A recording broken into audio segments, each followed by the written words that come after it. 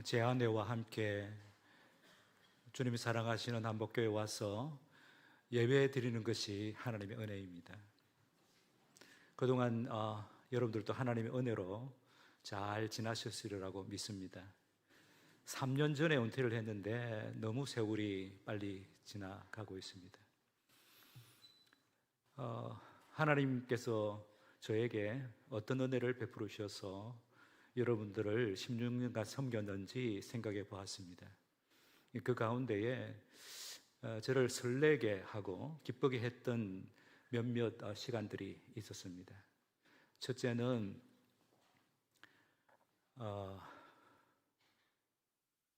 새벽 기도의 시간입니다. 새벽 기도 시간은 정말 제가 살아나는 시간이었습니다.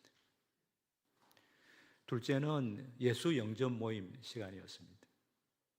저희 교회에 오신 분들은 다 예수 영접 모임을 지나가는데 제가 만나서 기독교 복음, 순수한 복음을 전할 때에 그 복음이 얼마나 귀한지 제 가슴이 뛰놀았습니다. 그리고 또 하나 생명의 삶을 강의할 때에 그 참여한 우리 성도들이, 청년들이 그 말씀에 도전을 받고 변화되는 모습을 보면서 이게 하나님께서 저에게 주신 은혜구나 라고 하는 것을 생각했습니다. 또 하나 더 붙이면 결혼 면담 시간입니다. 결혼을 앞둔 형제 자매들 저랑 만나서 목양실에서 1시간, 2시간 함께 나누었습니다. 왜 결혼하려고 하느냐? 결혼의 목적이 도대체 무엇인가? 결혼 생활에서 정말 중요한 게 뭘까? 라고 하는 것을 나누었습니다. 그때 펼쳐보면서 함께 은혜를 나누었던 말씀이 오늘 설교하려고 하는 시편 128편의 말씀입니다. 이 말씀을 나눌 때에 예비신랑 신부들이 가슴이 환해지더라고요. 밝은 모습이 눈에 띄었습니다. 그리고 감동하고 감격하면서 저도 그렇게 살아보겠습니다 라고 다짐하는 모습을 보면서 그 가정의 미래, 한박교회의 미래가 보였습니다. 여러분, 오늘 시편 128편의 주제를 한마디로 말하면 오늘 설교 제목처럼 행복한 가정입니다.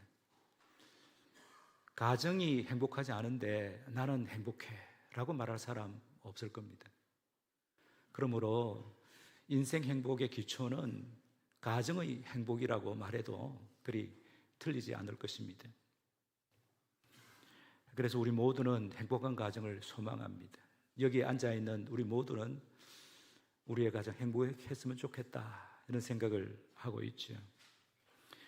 그런데 우리 하나님께서도 우리의 가정이 행복하기를 바라고 계십니다. 오늘 시편에서 강조하는 것은 하나님께서 우리의 가정이 행복하도록 복을 풍성하게 내리신다는 것입니다. 오늘 128편 6절로 되어 있는데 4절에 4번이나 복에 관하여 말씀합니다. 1절과 2절과 4절과 5절입니다. 이 시편 128편에서 말씀하는 행복한 가정은 어떤 가정일까? 결론부터 말씀드리겠습니다. 하나님께서 주시는 복을 누리고 나누는 가정. 하나님께서 주시는 복을 누리고 나누는 가정이 행복한 가정이다. 이게 결론입니다. 하나님께서 성도의 가정에 어떤 복을 주시려고 예비하셨는가? 크게 2가지로 나눌 수 있겠습니다. 당대에 주시는 복, 그리고 이웃과 후대로 확산되는 복, 이 2가지입니다. 당대에 주시는 복, 이웃과 후대로 확산되는 복입니다. 차례로 말씀드리겠습니다. 당대에 주시는 복에 관해서는 오늘 본문 2절, 3절에서 말씀하고 있습니다. 3가지로 그것도 나눌 수가 있겠습니다. 하나님께서 당대에 가정에 주시려고 예비하신 첫 번째 복은 산업의 복입니다. 산업의 복. 2절을 보시면 내가 내 손이 수고한 대로 먹을 것이라 내가 복되고 형통하리라 하리로다 하고 있습니다. 여기 너는 한 집안의 가장입니다. 한 아내의 남편이자 자녀들의 아버지인 가장이 해야 할 기본적인 일은 가족을 부양하는 것이지요. 그래서 일터에서 열심히 일합니다. 가장이 일터에서 땀 흘려 일한 결과로 가족들이 편안하게 생활하죠. 그런데 본문은 가장이 일터에서 열심히 일함으로써 가족들이 편안하게 사는 것을 하나님께서 주시는 복이라고 말씀합니다. 이유는 수고한 것만큼의 결과가 생기지 않을 때가 있기 때문입니다. 그래서 본문에 내 손이 수고한 대로 먹을 것이라고 하는데, 손이 수고해도 먹을 것이 부족할 때가 있지 않습니까? 농부가 착실하게 농사했는데 태풍으로 하루아침에 농작물을 다 잃어버리기도 하지요. 직장에서 열심히 일했는데 기대에 미치지 못한 결과가 나오기도 하죠. 열심히 공부하고 실험했는데 역시 결과가 시원찮을 때가 있지요. 그러면 집에 와서도 마음이 편치 않을 것입니다. 이처럼 가정생활과 직장생활은 깊이 관련되어 있습니다. 직장생활에 만족할 때 가정생활도 행복할 수 있습니다. 목회 데이터 연구소에서 조사를 했습니다. 우리나라의 직장인들의 직장생활은 어떤가? 직장 만족도 48%, 업무 만족도 50%, 직장이나 업무 만족도가 50%를 밑돌았습니다. 3년 전에 조사했지만 지금도 별반 다르지 않을 것 같습니다. 여러분은 직장생활에 만족합니까? 아니면 마지못해서 직장생활하고 있습니까? 데살로니가후서 3장 17절에서는 누구든지 일하기 싫어하거든 먹지도 말게 하라고 했지요. 즐겁게 일하라는 뜻입니다. 일은 우리를 고달프게 하는 것이 아니라 우리의 행복에 없어서는 안 될 중요한 수단 가운데 하나라고 하는 것이 성령의 사상입니다. 일은 건강과도 관련이 있죠. 일을 과다하게 하여 건강을 해치기도 하지만 적당한 일은 몸과 마음의 건강을 유지하는데 꼭 필요하다고 그러지 않습니까? 나이가 들어도 손을 놀려 일하는 자가 대체로 건강하다고 그럽니다. 우리가 경험했듯이 맡은 일에 최선을 다하면 대부분 좋은 결과를 얻습니다. 그럴 때 행복감을 느낍니다. 학생이면 열심히 공부해야 하죠. 주부이면 집안일을 즐겁게 해야 합니다. 직장인이면 업무에 최선을 다해야 합니다. 그렇게 최선을 다하면 하나님께서 좋은 결과를 주시죠. 그럴 때 자신도 행복하고 가족들도 행복할 수 있습니다. 그래서 하나님께서는 가정의 평온한 삶을 위하여 가장이 종사하는 생업에 복을 주신다고 오늘 본문은 말씀하고 있습니다. 하나님께서 당대의 가정에 주시려고 예비하신 복 둘째는 아내의 복입니다. 이 3절 상반절에 내 집 안방에 있는 내 아내는 결실한 포도나무 같으며, 행복한 아내의 모습을 결실한 포도나무 같아라고 묘사하죠. 포도나무는 이스라엘에서 소중히 여기는 나무입니다. 그들의 식탁에 항상 포도주가 나오기 때문입니다. 자칫날에는 반드시 포도주를 배설합니다. 결실한 포도나무는 잘 익은 포도송이가 주렁주렁 열린 포도나무를 뜻하는데 삶의 만족과 기쁨을 상징합니다. 특히 아내의 기쁨과 만족이 집 안방에서부터 흘러나온다고 말씀하죠. 내 집 안방에 있는 내 아내라고 기록합니다.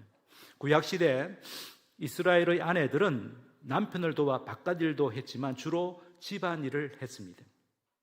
아내가 집안일을 즐겁게 하는 것이 행복한 가정의 중요한 요건 가운데 하나라고 본문은 말씀하고 있습니다. 아내들은 스스로에게 질문해 보시기 바랍니다. 집안일 하는 것 즐겁습니까? 남편을 내조하고 자녀들을 양육하는 것 신나고 재미있습니까? 물론 아내가 직장이나 사회생활을 해서는 안 된다는 뜻은 아니죠. 하지만 아내가 뿌리를 내려야 할 곳이 가정입니다. 집안에서 삶의 만족과 기쁨을 누려야 합니다. 그런 아내라야 가족에게는 물론 이웃에게 좋은 영향력을 끼치는 현숙한 여인입니다. 아내가 집안에서 행복하지 않으면 가족들이 어떻게 행복할 수 있겠습니까? 행복한 부부를 한마디로 표현하면 남편을 즐거워하는 아내, 아내를 즐거워하는 남편입니다. 남편을 즐거워하지 않는 아내, 아내를 즐거워하지 않는 남편, 행복하다고 할 수 없습니다. 흔히 중년의 아내들은 말하지요. 남편에게 별 기대하지 않는다고. 이제 나의 소망은 자녀들이라고 말합니다. 이 말은 행복하지 않다는 뜻입니다.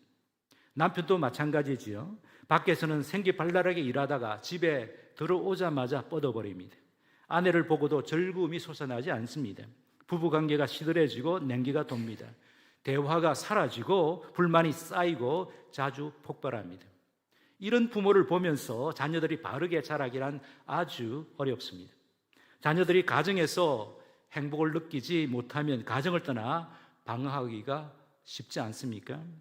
여러분의 자녀들이 여러분을 보면서 우리 엄마 아빠는 참 행복하셔. 나도 결혼하면 저렇게 살아야지. 엄마 아빠를 보니까 나도 빨리 결혼하고 싶은데 라고 한다면 여러분은 행복한 부부임에 틀림없습니다. 나는 엄마 아빠처럼 살지 않을 거야 라고 자녀들이 생각한다면 여러분의 삶은 실패하고 있다고 보아야 합니다. 저는 결혼 면담을 하러 온 신랑 신부에게 꼭 들려주는 말이 있습니다. 결혼을 하면 지금보다 더 성숙하고 발전해야 한다. 남편은 아내로 인해 더 발전하고 아내도 남편으로 인해 더 발전해야 한다. 함께 성장해야 된다. 시너지 효과가 나타나야 한다. 1+1은 2가 아니라 2+알파가 되어야 된다. 그게 결혼의 목적 중에 하나다라고 권면합니다. 여러분은 결혼 전보다 더 성장했습니까? 내적인 인품과 외적인 능력에 있어서 착실하게 성장하고 있습니까? 함께 성장하기 위하여 서로를 격려하고 잘 돕고 있습니까? 무엇보다도 서로를 즐거워하고 있습니까? 그래야 행복한 부부입니다. 특히 아내가 행복해야 남편과 자녀들이 행복하게 됩니다. 그래서 하나님께서는 안방에 있는 아내에게 삶의 만족과 기쁨을 누리게 하신다고 오늘 본문은 말씀합니다. 하나님께서 당대의 가정에 주시려고 예비하신 복, 마지막 셋째는 자식의 복입니다. 3절 하반절입니다. 내 식탁에 둘러앉은 자식들은 어린 감람나무 같으리로다. 이스라엘에서 포도나무와 함께 또 하나 귀하게 여기는 나무는 감람나무입니다. 올리브 나무입니다. 올리브 열매에서 식용유와 향유가 추출되기 때문입니다. 올리브 기름과 올리브 향유는 유대인의 필수품입니다. 어린 감람나무 같다라는 뜻은 세상에 꼭 필요한 자로 잘 자라고 있다, 장래가 촉망된다라는 뜻입니다. 내 식탁에 둘러앉은 자식들이라고 했는데 식탁에 둘러앉으려면 자녀들이 여러 명이 되어야 되지 않을까요? 식탁에 둘러앉은 자식들이 어린 감람나무 같다라고 했는데 자녀들이 식탁에 둘러앉아 있는 모습이 마치 감람나무 두꺼운 줄기에서 연한 가지들이 사방으로 뻗어나와 하늘을 향해 힘차게 자라는 모습처럼 보인다고 하는 겁니다. 이것은 부모에게 감사하고 순종하는 자녀들을 그림 언어로 묘사한 것입니다. 유대인들의 식탁은 식사 자리만 아니라 삶을 나누는 자리요, 예배하는 자리입니다. 여기서 자녀들과 관련하여 행복한 가정의 모습을 그려볼 수 있습니다. 자녀들이 부모에게 감사하고 순종할 때 부모는 행복합니다. 식탁에서 자녀들이 맛있게 식사하는 모습을 보는 것도 부모에게 큰 행복입니다. 식사하는 중에 사랑의 대화가 오고 갈 때에 가정의 행복이 무르익습니다. 하나님께 감사하는 예배를 드릴 때 그 식탁은 천국입니다. 이것이 홈 스윗 홈이죠.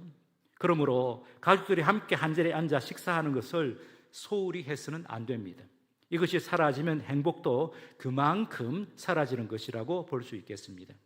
그래서 오늘 본문은 식탁의 중요성을 강조합니다.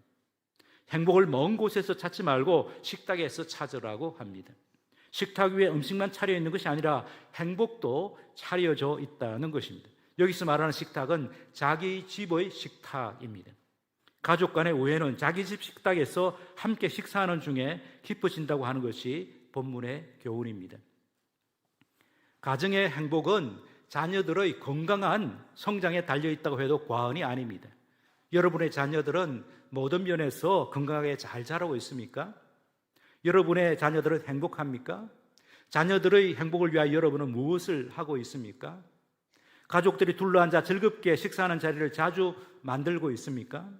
그 식탁에서 서로를 격려하고 세우는 담소를 충분히 나누고 있습니까?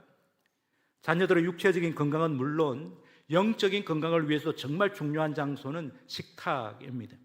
식탁에서 부모의 신앙이 자녀들에게 전수됩니다. 부모와 자녀들이 나누는 사랑의 대화와 하나님께 올려드리는 가정 예배를 통해 자녀들의 인격과 믿음이 바르게 성장하죠. 하나님께서는 자녀들의 건강한 성장을 통해 가정을 행복하게 하신다고 오늘 본문은 말씀합니다. 2절, 3절을 요약하면 가정이 행복하려면 세 가지의 요건이 충족되어야 합니다. 만족한 직장생활, 즐거운 부부관계, 자녀들의 건강한 성장입니다. 성경이 말씀하는 가정의 행복은 무슨 특별한 것이 아닙니다. 아주 상식적인 행복을 말씀하는데 그러한 복을 하나님께서 주신다고 본문은 강조합니다. 하나님께서 성도의 가정에 예비하신 복을 크게 두 가지로 나눌 수 있다고 말씀을 드렸죠. 성도의 가정, 당대에 주시는 복, 그리고 그 복이 이웃과 후대로 확산되는 복이라고 말씀했습니다. 이웃과 후대로 확산되는 복 가운데에 후대로 확산되는 복이 6절 상반절에 기록되고 있습니다. 내 자식의 자식을 볼지어다. 가정의 행복이 단계로 그치는 것이 아니라 후대까지 지속될 때에 그 가정과 가문이 진짜로 행복하다고 할 수 있습니다. 자자손손 행복이 이어질 때 그것이 진정한 행복입니다. 성도는 오늘 행복해야 합니다. 내일은 더 행복해야 합니다. 살면 살수록 행복도가 상승해야 합니다. 노인이 될수록 더 행복해야 합니다. 그 사람은 후패하지만 속 사람은 날로 새로워져야 합니다. 손자들이 맑고 밝게 자라는 모습을 보면서 가정과 가문의 행복한 미래를 내다볼 수 있어야 하지요.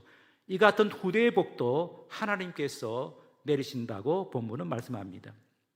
이웃세계로 확산되는 복에 관해서는 5절과 6절에 기록하고 있습니다. 5절 하반절, 너는 평생에 예루살렘의 번영을 보며 6절 하반절, 이스라엘에게 평강이 있을지어다.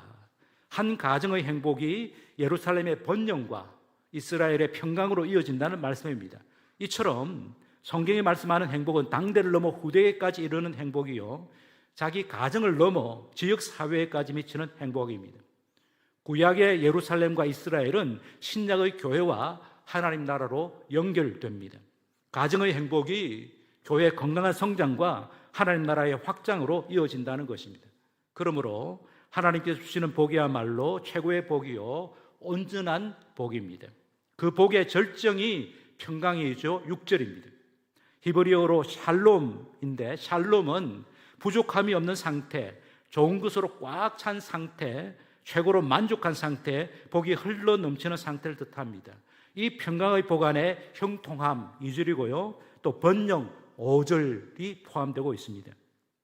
지금까지 살펴본 대로 한 가정과 가문의 행복이 이웃과 지역사회로 확산되고 교회와 하나님의 나라를 건실하게 세우는 토대가 된다고 시편 128편은 말씀합니다. 더 중요한 것은 그러한 복을 넉넉히 베푸시는 분이 하나님이라고 강조합니다. 그러면 하나님께서 누구에게 이러한 복을 주실까요? 이것이 오늘 본문의 핵심입니다. 어떠한 자에게 하나님께서 행복한 가정을 이루게 하실까요? 당대만 아니라 후대와 이웃에게까지 확산되는 복을 누구에게 주시겠습니까? 누구에게 평강의 복을 주실까요? 1절과 4절에서 분명하게 말씀하고 있습니다. 1절, 여호와를 경외하며 그의 길을 걷는 자마다 복이 있도다. 4절, 여호와를 경외하는 자는 이같이 복을 얻으리라. 하나님을 경외하는 자에게 하나님께서 복을 주신다고 말씀하죠. 반복해서 말씀하십니다. 가정과 가문을 행복하게 하십니다. 하나님을 경외하는 자에게 주변으로 행복을 확산하게 하실 것이라고 약속하십니다. 하나님을 경외하는 자는 그의 길을 걷는 자라고 1절에서 말씀하고 있죠. 그의 길을 걷는 자, 하나님의 길을 걷는 자란 하나님과 동행하는 자, 하나님 중심의 삶을 사는 자, 하나님 앞에서 사는 자를 뜻합니다. 한마디로 말하면 하나님의 말씀대로 사는 자를 뜻합니다. 그러므로 시편 128편도 시편 전체의 서론격인 시편 1편의 주제를 반영하고 있습니다. 시편 1편 1절에서 3절까지 우리 한번 같이 함께 봉독하겠습니다. 같이 읽겠습니다. 복 있는 사람은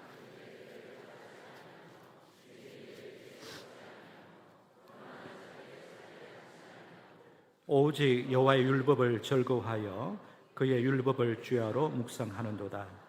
그는 시냇가에 심은 나무가 철을 따라 열매를 맺으며 그 잎사귀가 마르지 아니함 같으니 그가 하는 모든 일이 다 형통하리로다. 누가 복 있는 사람인가? 누가 의인이며 누가 지혜로운 자인가? 분명히 말씀하고 있죠. 2절에 오직 여호와의 율법을 즐거워하여 그 율법을 주야로 묵상하는도다. 하나님 말씀에 푹 잠겨 살아가는 자, 그래서 하나님의 말씀을 실천하고 살아가는 자가 참 복 있는 사람이요 의인이고 지혜자이다. 그런 자에게 하나님께서 모든 복을 내리신다라고 말씀을 하시는 것이죠. 하나님을 경외하는 자, 하나님의 말씀대로 사는 자란 어떤 자일까요? 오늘 시편의 표제가 그 답을 줍니다. 시편 128편의 표제, 성전에 올라가는 노래라고 붙여져 있죠. 성전 예배 때 불렀던 찬송이라는 뜻입니다. 이스라엘의 가장들은 안식일이나 국가적인 명절에 가족들을 데리고 예루살렘 성전에 올라가 하나님께 예배했는데 그런 가장과 가정에 복을 주신다고 하나님께서 약속하십니다. 5절에 보면 하나님께서 어디에서 복을 주신다고 말씀하실까요? 시온입니다. 시온은 예루살렘 성전입니다. 그리고 누구에게 복을 주시죠? 너에게, 내게라고 쓰고 있죠. 어떤 너입니까? 가족들을 데리고 예루살렘 성전에 올라가 예배하는 믿음의 가장에게 복을 내리신다라고 말씀하십니다. 시온은 오늘날 교회로 보면 됩니다. 그러므로 가장의 중요한 책무 가운데 하나는 아내와 자녀들을 데리고 예배의 자리로 나아가는 것입니다. 특히 주일에는 교회에서 드리는 공예배에 가족들을 데리고 와서 함께 예배드려야 합니다. 그래야 하나님께서 베푸시는 평강의 복을 받아 자신도 행복하고 가정도 행복해진다고 약속해 주고 있습니다. 다시 강조하겠습니다. 하나님을 경외하는 삶, 하나님의 말씀대로 사는 삶을 살려면 교회 중심의 삶을 살아야 합니다. 교회 중심의 삶. 주일에는 교회 공예배에 가족들이 즐겁게 참여해야 합니다. 이것이 하나님을 경외하는 삶의 기본이라고 할 수 있겠습니다. 평일에는 교회에서 배운 하나님의 말씀을 세상 속에서 실천하며 살아야 합니다.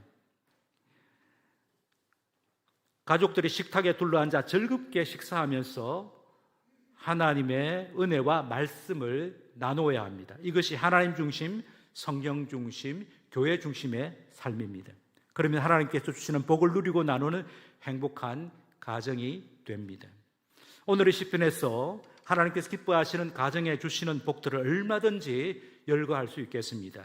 건강한 몸과 마음, 물질과 산업의 복, 서로를 즐거워하는 부부, 자손들의 건강한 성장과 밝은 미래, 이웃과 지역사회와 교회와 하나님 나라를 건실하게 세우는 복들입니다. 특히 오늘 본문에서 돋보이는 행복한 가정의 덕목은 사랑과 희락과 평강입니다. 사랑과 희락과 평강은 성령의 열매들이죠. 예수님을 구주와 주님으로 믿는 성도와 가정과 교회에 성령님께서 내주하십니다. 하지만 성령의 내주로 만족해서는 안 됩니다. 성령으로 충만해야 합니다. 그래야 성령의 열매가 풍성하게 맺히죠. 예수님의 성품을 담게 되고 예수님께서 맡기신 일에 열매가 가득 맺힙니다. 그러면 행복한 성도, 행복한 가정, 건강한 교회가 됩니다. 오는 주일은 성령 강림 주일입니다. 성령 강림 주일을 맞이하면서 한 주간 동안 우리는 무엇을 사모하며 기도해야 되겠습니까? 성령의 충만을 사모하며 기도해야 하겠습니다.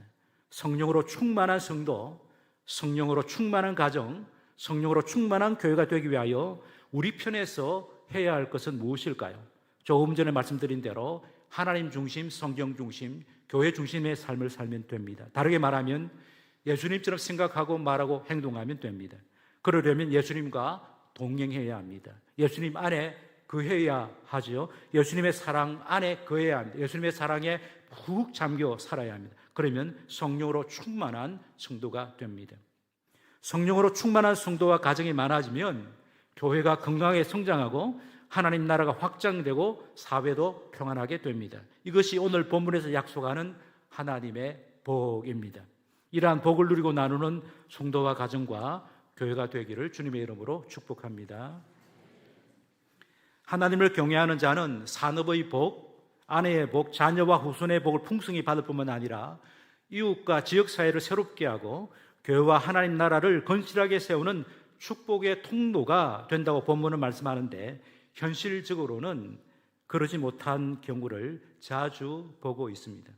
하나님 말씀대로 살기 위하여 몸부림치는 성도들이 고난을 받는 반면에 하나님 없이 자기 마음대로 사는 자들이 형통하게 사는 경우를 심심찮게 보지요. 진리의 말씀인 성경의 여러 곳에서도 의인이 하나님의 복을 받고 악인이 하나님의 심판을 받는다는 보응의 원리가 실현되지 않는 것처럼 보일 때가 있음을 말씀합니다. 시편만 해도 탄식시가 꽤 많습니다. 하나님, 악인이 저렇게 떵떵거리고 잘 사는데 왜 가만 계십니까? 전도서와 욥기에서도 보응의 원리가 적용되지 않는 것처럼 보이는 현실을 부각합니다. 아벨의 죽음이 그러하죠. 선지자들과 사도들의 고난과 순교가 그렇습니다. 그러나 성경의 결론은 분명합니다. 그럼에도 불구하고 성도는 하나님을 경외하고 하나님의 말씀대로 살아야 한다. 그러면 언젠가는 하나님께서 우리의 삶에 개입하셔서 당신의 의로운 통치를 맛보게 하실 것이다. 그걸 믿고 사는 자가 의인이며 지혜자다라고 성경은 한결같이 말씀하고 있습니다. 예수님께서도 같은 뜻으로 말씀하셨습니다. 마가복음 10장 28절에서 30절입니다. 베드로가 예수님께 나와 묻습니다. 베드로가 여짜와 이르되 보소서, 우리는 베드로와 함께한 제자들입니다. 우리가 모든 것을 버리고 주를 따랐습니다. 그랬더니 예수님께서 뭐라고 답하십니까? 29절 예수께서 이르시되 내가 진실로 너에게 이르노니 나와 복음을 위하여 집이나 형제나 자매나 어머니나 아버지나 자식이나 전토를 벌인 자는 현세에 있어 집과 형제와 자매와 자식과 어머니와 자식과 전토를 100배나 받되 박해를 겸하여 받고 내세에 영생을 받지 못할 자가 없느니라. 예수님의 말씀은 진리이지요. 예수님의 약속은 반드시 성취됩니다. 이 약속의 말씀을 어떻게 해석해야 할까요? 예수님의 제자로 살아가는 자는 고난이 따르기도 합니다. 육신의 가족이나 재산을 잃기도 합니다. 독신으로 살기도 하고요. 자녀들이 제대로 자라지 못하는 경우도 있습니다. 이런저런 어려움에 당하기도 합니다. 하지만 예수님께서 분명히 약속하고 계십니다. 현세에 영적인 가족들과 전토를 100배나 얻는다. 예수님께서 약속하셨습니다. 이것이 바로 교회입니다. 교회. 예수님께서 산상수훈에서 약속하셨죠.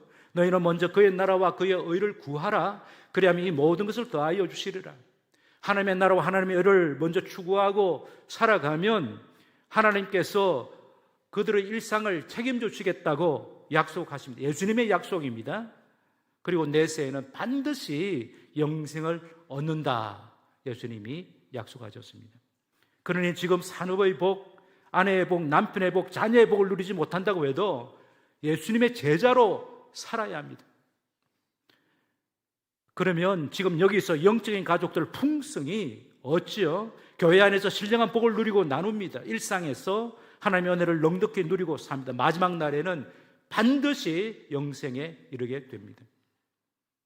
저는 오늘 설교를 마무리하면서 가장들에게 하고 싶은 말이 있습니다. 저는 남자가 바뀌어야 가정과 교회와 세상이 바뀐다고 믿습니다. 물론 여자도 중요하죠. 하지만 제가 남자이기 때문에 남자가 먼저 바뀌어야 한다고 주장하는 것이죠. 그것이 바른 순서라고 저는 믿습니다. 가정의 한 가장이며 교회의 한 목사이며 대한민국의 한 국민이며 한 남자인 제가 새로워질 때에 교회와 가정과 세상이 새로워질 것이라고 믿기 때문입니다. 요즘 더더욱 이렇게 생각하는 것은 저를 포함한 동료 남자들에게서 크게 실망하고 있기 때문입니다. 정치판에서 무리를 일으키는 대부분이 남자들이죠. 부정과 탐욕에 찌들어 사는 자들 대부분도 남자들이지 않습니까? 교회나 교계에서도 서로 치고받고 싸우는 자들 대부분이 남자들입니다. 남자들이 어찌 그리 째째한지, 돈, 권력, 쾌락이 뭐라고 그것에 목을 매달고 있는지 공범으로서 남자의 신세가 참으로 한심하게 느껴집니다. 남자들에게 정말 필요한 것은 남자다움의 회복입니다. 남자다움은 예수님처럼 되는 거라고 저는 믿습니다. 예수님은 참 남자였습니다. 물론 여자들에게는 참된 여성상을 예수님에게서 찾을 수 있겠지만 제가 남자이기 때문에 예수님에게서 참된 남성상을 그려보는 것이죠. 예수님에게서 참된 남자다움의 모습이 가장 분명하게 드러나는 이미지는 선한 목자입니다. 남편과 아버지들이 가정에서 예수님을 닮은 목자가 된다면 아내와 자녀들이 살아나 행복한 가정이 될 것입니다. 남편과 아버지들이 교회에서 예수님을 닮은 목자로 성도들을 섬긴다면 성도들은 신이 날 것입니다. 오늘 임직식에 25명의 일꾼들이 임직을 받게 되겠습니다. 이분들이 정말 예수님을 닮은 목자로 교회를 섬긴다면, 성도를 섬긴다면 한박교회는 엄청난 교회, 주님이 기뻐하시는 건강한 교회가 될 것입니다. 남편과 아버지들이 한 시민으로 이웃들에게 목자 같은 마음으로 다가간다면 세상에 희망이 피어날 것입니다. 남편과 아버지들이 직장에서 예수님을 닮은 목자로 성실하게 일한다면 직장의 분위기도 환하게 밝아질 것입니다. 목자는 어느 길로 가야 할지 잘 모르는 사람들을 데리고 생명의 길, 의의 길로 앞서가는 사람입니다. 목자는 뒤처져 있는 이들에게 다가가 부축하여 한 걸음을 내딛도록 그들과 보조를 맞추는 사람입니다. 목자는 허기진 이들에게 먹을 것, 마실 것을 공급하는 사람입니다. 목자는 위험에 처한 이들에게 달려가 그 위험을 대신 담당함으로써 그들의 보호자로 자처하는 사람입니다. 이 같은 목자가 참 남자입니다. 시편 128편의 말씀처럼 남편과 아버지인 가장들이 하나님을 경외하고 하나님의 길을 걷는다면, 하나님 중심, 성경 중심, 교회 중심의 삶을 산다면, 자기를 부인하고 자기 십자가를 지고 예수님의 뒤를 따르는 제자로 살아간다면, 예수님처럼 겸손과 섬김과 온유와 인내를 실천한다면, 예수님처럼 생각하고 말하고 행동한다면, 예수님을 닮은 목자가 된다면 우리 주님께서 가만 계시지 않을 것입니다. 그래서 우리 남자들이 주님께 다짐과 기도를 올려야 합니다. 주님, 당신을 닮은 멋진 남자가 되겠습니다. 신실한 목자가 되겠습니다. 도와주세요. 이 기도를 올려야 합니다. 아내들도 남편을 위하여 기도해야 되겠지요. 하나님을 경외하는 가장, 남편, 아버지가 되게 해달라고, 신실한 목자가 되게 해달라고 그렇게 기도해야 합니다. 여자 청년들, 배우자를 위하여 기도할 때도 마찬가지입니다. 하나님을 경외하는 가장, 남편, 아버지가 될 믿음의 좋은 형제를 만나도록, 예수님을 닮은 목자, 그런 자를 만날 수 있도록 기도해야 합니다. 남편과 아버지인 가장이 가장 노릇을 하지 못할 때는 아내와 어머니가 가장의 역할을 해야 합니다. 부모가 가장 노릇을 하지 못할 때는 자녀들이 가장의 역할을 해야 합니다. 그래야 행복한 가정의 길이 열립니다. 배우자와 이별했거나 결혼할 배우자를 찾지 못하여 홀로 지내는 형제 자매들은 더더욱 하나님의 가족 공동체인 교회의 건강한 성장과 하나님 나라의 확정을 위하여 사명감을 갖고 헌신하고 기도해야 합니다. 성도 여러분, 하나님께서 주시는 하늘과 땅의 신령한 복을 누리고 나누기 위하여 하나님을 경외합시다. 하나님 중심, 성경 중심, 교회 중심의 삶을 삽시다. 가정에서, 일터에서, 교회에서, 세상에서 예수님의 제자로 살아갑시다. 예수님처럼 생각하고 말하고 행동합시다. 무엇보다도 예수님의 사랑 안에 거하십시다. 예수님의 사랑에 푹 잠겨 보십시다. 그러면 성령으로 충만한 목자, 사랑과 희락과 평강으로 충만한 목자가 될 것입니다. 그런 남자, 그런 여자라야 행복한 가정, 건강한 교회, 평온한 사회를 세우는 하나님의 사람들입니다. 여러분과 여러분의 가정에 하나님의 복이 가득 넘쳐서 주변으로 그 복이 풍성하게 흘러가기를 기원하며 축복합니다.